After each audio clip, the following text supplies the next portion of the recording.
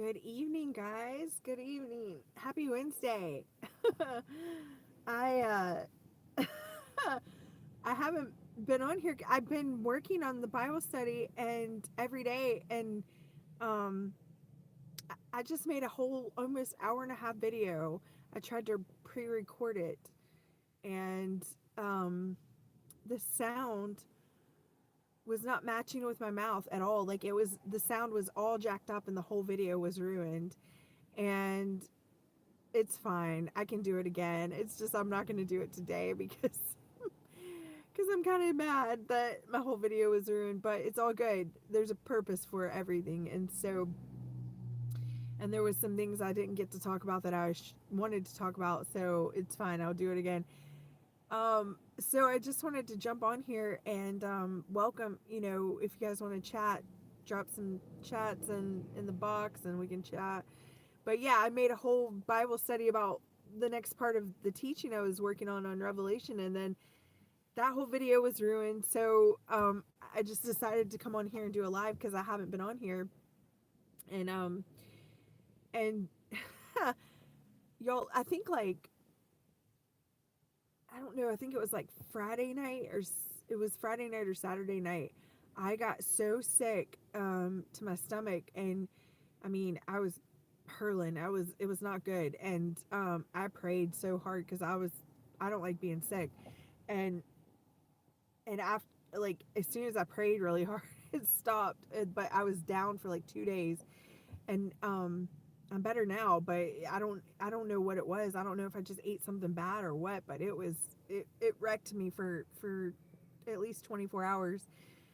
But that was a few days ago, and then every day since then I've just been like working on this Bible study, and I just wanted to talk about how good God is, because last year when um the Lord just started exposing all this different truth to me, right? And it started with the corruption in the church, and it started with the corruption in the church, and then I started, and then it was the corruption in the government and our political systems, and then I started learning about the corruption in history and about communism and about um, Zionism and how evil that is, and I just felt like I was getting hit with wave after wave after wave of hard truth this year, and but I still had this thing of I'm missing something. There's still a piece to this puzzle that I'm not getting. I'm not understanding. There's still something I don't understand.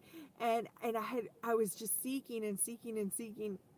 And then when I got back into this Bible study for this book of Revelation Bible study that I'm doing, it led me right to the big epiphany, the big aha moment that I had been pressing into the Lord for I wouldn't even say weeks, but months of, Lord, I know that there's something more that I'm not seeing. There's something, another piece to this puzzle that I just don't understand. I just don't get it.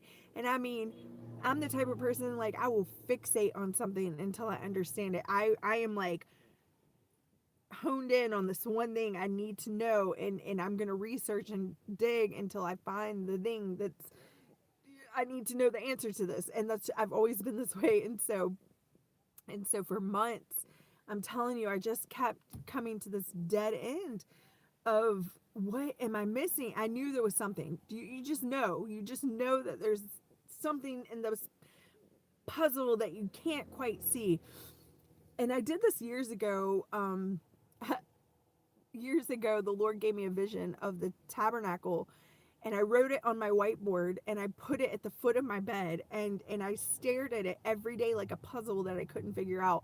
And I knew the Lord was speaking to me through this it was a dream of the tabernacle that I had, and the pieces of the furniture, but I knew he was speaking something more to me, and I couldn't figure it out. So I drew it all out on a whiteboard, and I put it at the foot of my bed. So I would look at it all the time. I would sit and contemplate, like it was a math problem I couldn't figure out, and I don't do math, but just to relate it to something, or it was like a piece of art, and I'm like, it's telling me something, but I don't know what. It was some kind of mystery and enigma. A riddle. I couldn't figure it out, and so it was like a whole year into me staring at that thing, it was like God gave me the revelation. And when he gave me the revelation, it was like the heavens were opened and I was like, oh, I understand. But it took me a whole year of digging into the tabernacle, into what that meant before I understood what God was trying to show me the year earlier. But I mean, I fixated on that thing until I understood. And so this has kind of like been the same thing, only where on that hand I was looking for the divine revelation of God, and this tabernacle is holy meeting place, you know. This time I'm looking at corruption and evil and like all these terrible things that I don't want to see, and all this stuff all these lies that we've been told all these years, and all this propaganda and all this stuff. And you know, so on this little journey, it's been so much harder because I'm looking at terrible things. I'm not looking at the glory of God. I'm looking at filth and corruption and dirt and decay and debauchery, and not only in the world and in politics and but but in us as human beings. You know, how are the people of God who call themselves by the name of God capable of such atrocities? You know, how is it that the people who shout God's name the loudest are some of the most evil people that ever walked the face of the earth? And that's the hard truths I've been looking at this year. And so finally, it was like yesterday or the day before, the Lord slapped me with, I found it. I found the missing piece to this thing. And I put the link. It was a documentary I found on I forget the name of that, Rumble or something, Rumble app. They have some, okay, so Rumble is like the last place to get real free speech, so you can find like real documentaries, not the ones that, you know, because YouTube and other places censor a lot of stuff, but Rumble is still like one of those places where you find the good stuff, you know. So I was on Rumble and I found this documentary about Jesuits and the Vatican and the hidden hand. It's the hidden hand. And I realized, oh, this is it. This is the missing piece. This is the missing piece. I've been like, this is what I've been, you know, searching for, like this root of evil. And it goes right in with the book of Revelation, what we were talking about, and the 7 letters to the 7 churches, and Satan setting up his throne in Pergamos. When we read that the other week, if you guys were following along, Satan legitimately set up his throne. It's not even a euphemism. It's not even like the Lord wasn't even like exaggerating when I say Satan dwells in Pergamos, like dwells there, like the Pope dwells. He is Satan. He dwells in Pergamos. So I put the link for the documentary in the description box below if you guys want to check out that full documentary. It just pieces everything together. And this isn't in the documentary, but it also, because there's so many prophecies about the tribe of Judah, the Jews, and how, you know, because they have this Zionism. They want the Zionism, and they want to build this temple for their Messiah, right? And like, we know that their Messiah is the Antichrist, and Jesus even told them, you did not accept me, but another one who comes in his own name, him you will accept. And all the Christians are all about Israel, and like Israel being their own country and building this temple. And it's like, but you guys don't understand what this temple is for. This temple is for the Antichrist to come in and kill you. And yet we support it, and it doesn't make sense to me. And it's like, why are we supporting this? Why are we in support of our own demise? How could this be? How could Christians be so deceived by this and not understand? And this documentary really explains how we got to the place of being that deceived. And so I encourage everyone to watch it, because we know that like when Jesus comes back, according to the book of Zechariah, that the tribe of Judah who pierced him will see him and mourn, like they mourn for their firstborn, when they realized that they had crucified their own Messiah. And so I don't know what I was about to say. Sorry, my train of thought just jumped. but so many today think, oh, the Jews are the Jews. Okay, this is here's the thing. It, we throw this word around, anti-Semitic, anti-Semitic, anti-Semitic. Anytime you say anything negative about the Jews, which that's that's a form of manipulation and control, right? It's like you can't call out anybody's bad stuff because you're racist, right? And it's like, no, you just did a terrible thing. How am I racist because you did a bad thing? And so you know what I mean? So it's not true. It's just a way to control the narrative. And but here's the thing, because this small group who, like, the small group of Rothschilds and world bankers and evil men, we know they're evil. They are Jewish, right? By blood, right?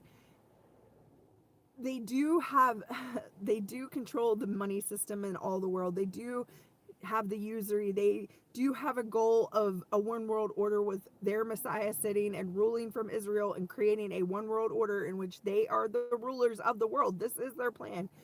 But they're not working by themselves. And it's so demonic, right? It's everything against Christ, anti-Christ, right? But they're not in it alone. And this is a dual plan. This is one of those cases of the enemy of my enemy is my friend, right? And the Catholic Church went to war with the Protestants, right? But it wasn't an outright war. Oh, some of it was, but it wasn't an outright war. It was a hidden war. And so this documentary explains the history of the Jesuits, who are a small order inside the Catholic Church, and how they control everything along with these Zionist Jews, right? They're working together because the enemy of my enemy is my friend, and their enemy is Protestantism, Christians. That's who their enemy is, period. And Christians are so deceived by Zionism, they don't even see it. They don't even see that they are surrounded by their enemies. And like, these people do not like them. They want to kill them. And so some of us see it. Some of us see it so clearly. We're like, oh, we're all screwed. We're all about to die. We're all going to get killed. Like, literally. And history always repeats. But so many in the church are so deceived by Zionism. They don't understand what this is. But Zionism isn't just Jewish people. Zionism is in the church too. It's Christian Zionists. You don't have to be Jewish to be a Zionist. You just have to be in support of a Jewish state of Israel with a one world governor, one world dictator, and one world currency and all that stuff, which Trump is bringing in. The one world currency. He's moving right along, getting those Palestinians out of there, right? Like, so all the pieces are falling into place right now. It's all happening right before our eyes, and we voted for it. We cheered for it. We wanted it so bad. We wanted our own demise, because what happens next is terrifying. What happens next is the end of Protestantism. What happens next is the Jews and the Pope ruling from Jerusalem together. They are teammates. They are on the same side. They are the hidden hand.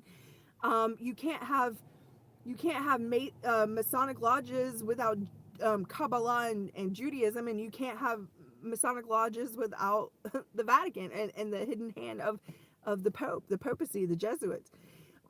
Every college in America is built, I don't want to say every college in America, but every major school institution, there's a lot of Jesuits that own all the schools. They're Jesuit trained. And not only do they own regular schools, they own seminaries where our Protestant pastors and ministers are going to school to get trained up by Catholic Jesuits. And if you don't know what a Jesuit is, it's a small order within the Catholic Church who are hell-bent, determined on bringing all Protestants back under the rule of the Pope.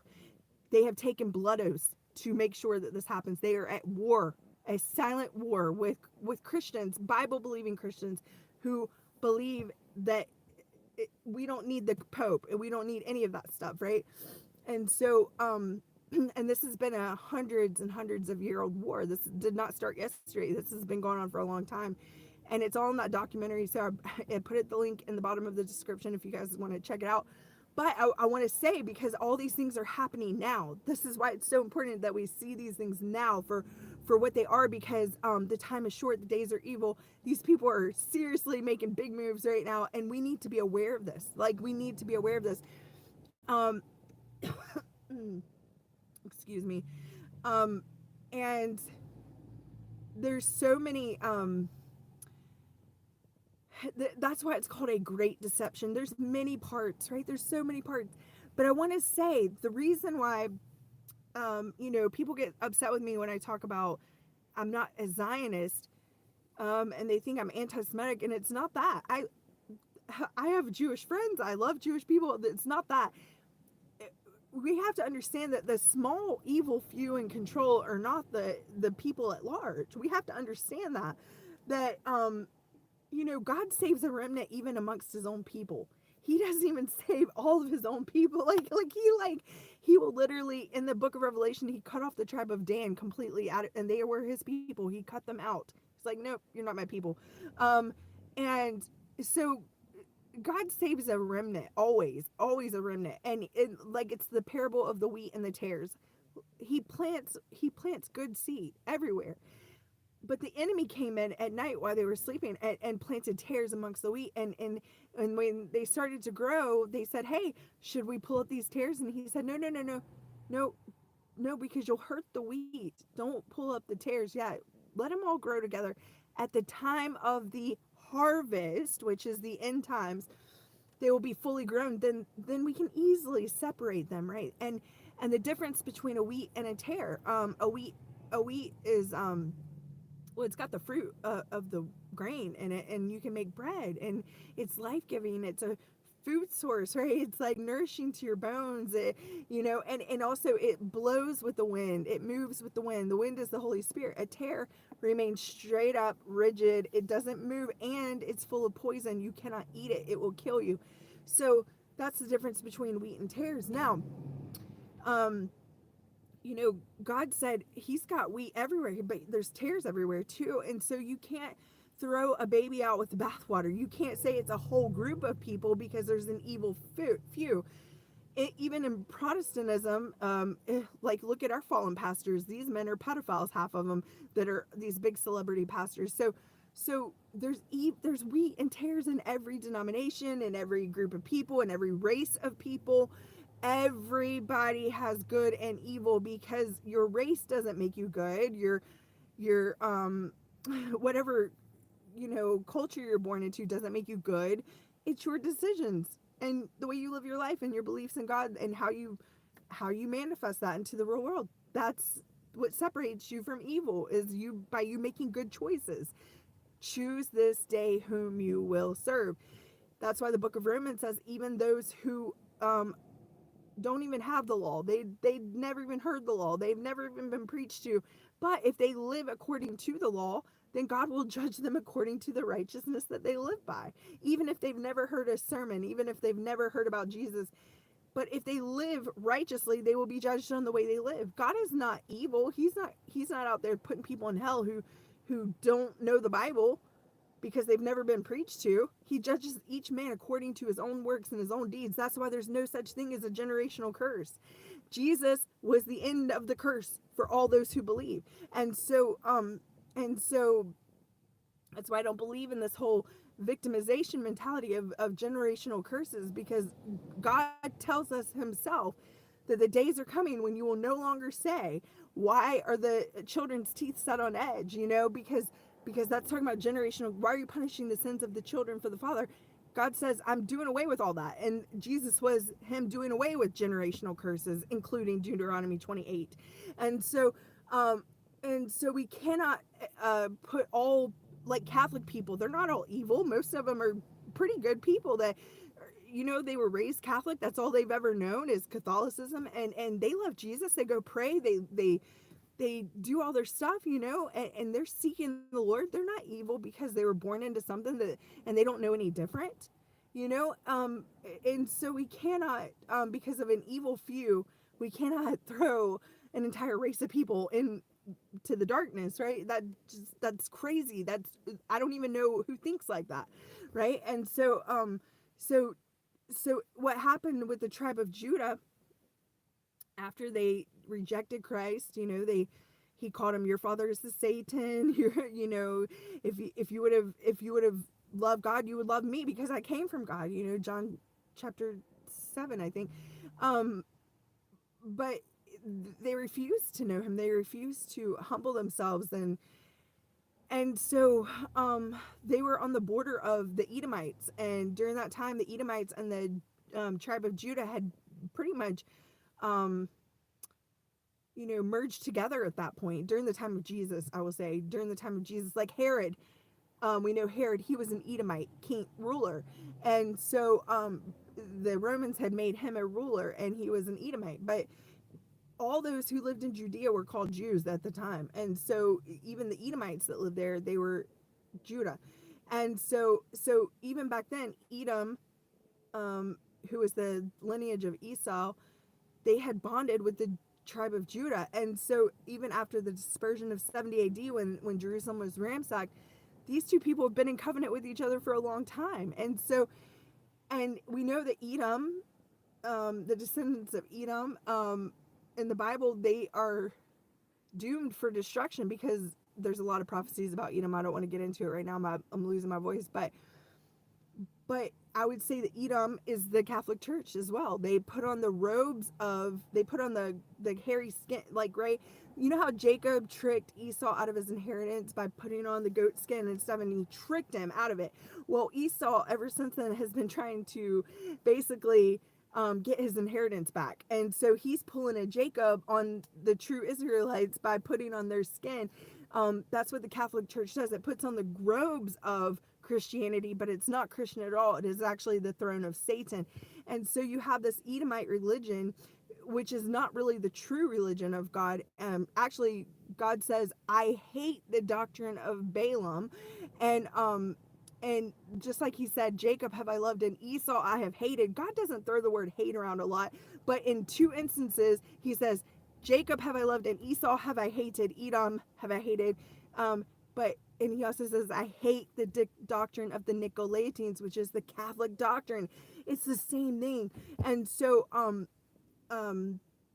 we have this union in the time of Jesus where the Edomites had merged with the tribes of Judah that were in the land. And even we see Judas Iscariot. He was an Edomite.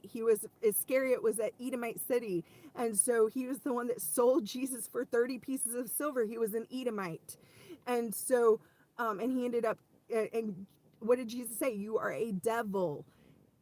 I have chosen 12, but one of you is a devil, right? And so we have this satanic infiltration of this Edomite bloodline. And if you go back into the Old Testament, the Edomites were also part of the fallen Nephilim race. They had merged with the fallen Nephilim of the Canaanite religions and stuff like that. And so they were demonic. They were of the fallen angel Nephilim seed. And so that's why Jesus has so much contention with them. But we see that after the not all Jews in Judea rejected Jesus, most of them followed him. But there was the ruling class and the Sanhedrin and those guys that were in control, and a lot of them had already merged with the Edomites at the time of Jesus. And so we see it today. We see, if you look at the Masons, like I said, it's a merge of the Vatican and this Edomite, this Kabbalistic Jewish religion. And that's what Masonry is. And it's the secret society, the hidden hand, and they go in and they do backdoor deals and destroy nations and lift up kings and every hidden thing. It's the secret societies and these mystical religions, and they worship Lucifer. That's who they worship. And so Jesus was right. Your father is the devil and the father of lies and a murderer from the beginning. And that's why he tells them that who they are, and from the dawn of time. And just like they sold Jesus out for 30 pieces of silver, guess what? They're going to sell out Christians at the end days, the true Protestant, the ones that aren't under the yoke of the Catholic Church and want to worship God in truth and in spirit. They are going to murder you. And that's what I'm saying.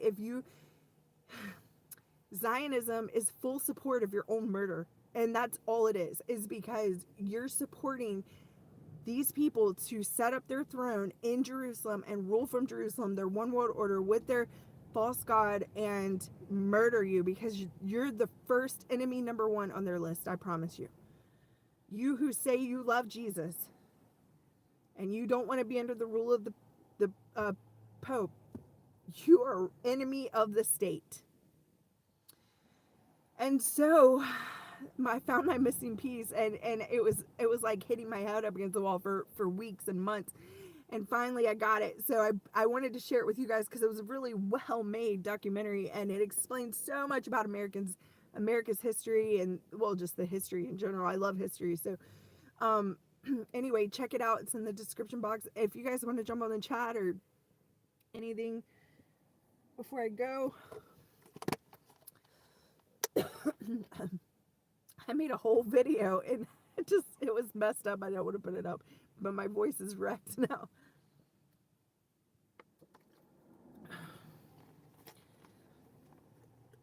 Anyway, I just want to say thank you for those who support this channel and help me eat every day, and think about me and pray for me, and encourage me and send me emails and texts and stuff to keep going.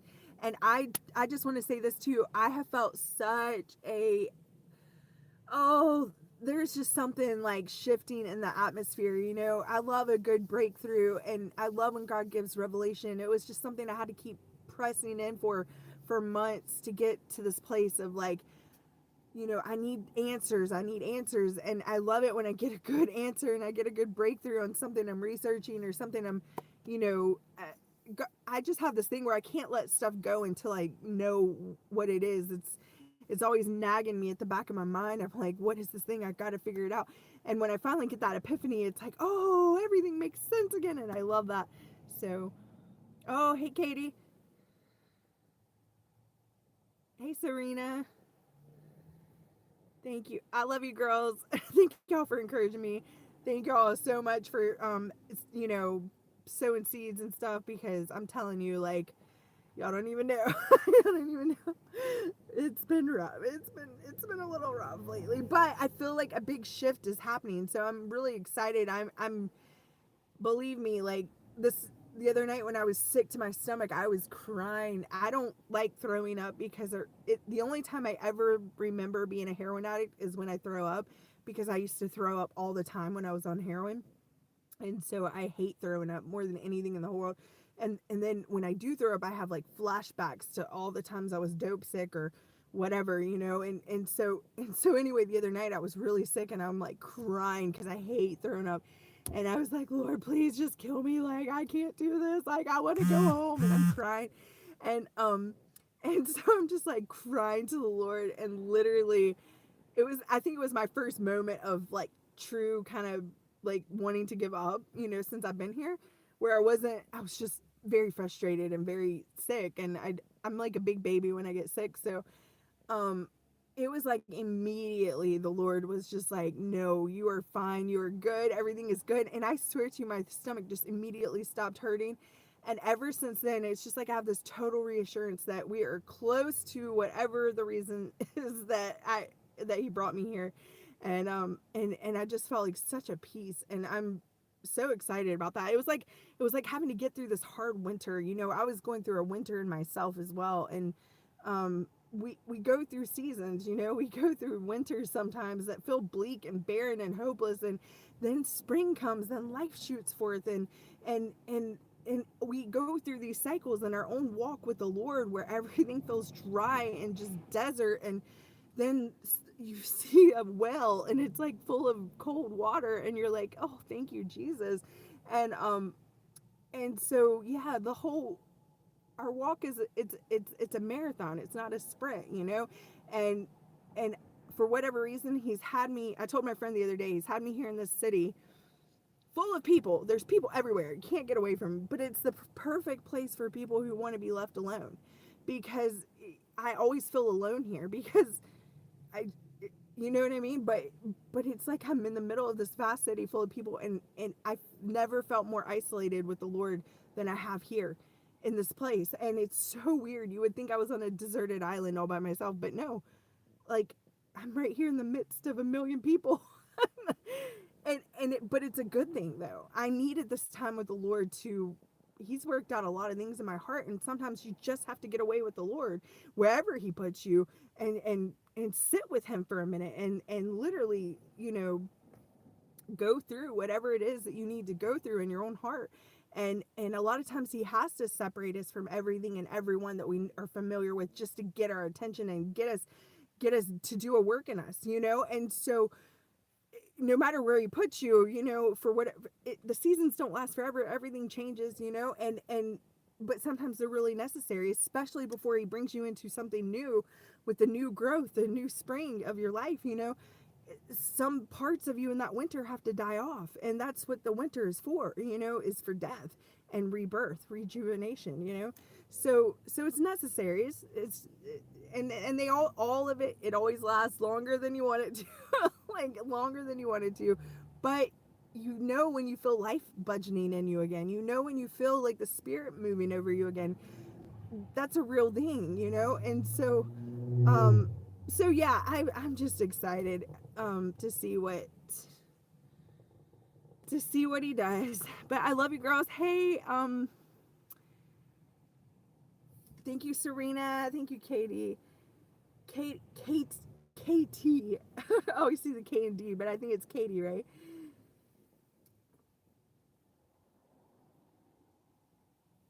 My voice is wrecked. Y'all, I know why this happens. Like, I can only talk for about an hour and then I lose my voice. It's because I never talk. And then I come on here and 1 hour of talking and I'm like, oh, my voice is completely gone. I gotta start talking more because I'm losing my... Hey, Charity. Blessings, darling. Yeah, Katie. Yeah, I'm losing my voice after an hour of talking because I hardly talk that much. And so it's getting a full workout like when I come on here. But anyway, all right, ladies, I made a whole long Bible study. It was like an hour and 20 minutes, and the whole video was ruined. And I was just like, I was like, debating on putting it out anyway, and then I was like, no, I'll just redo the whole thing, but I'm not going to do it today. So, but I have all the notes, so it won't be hard to do it again. It's just I'll just have to refresh myself and go in and do it again.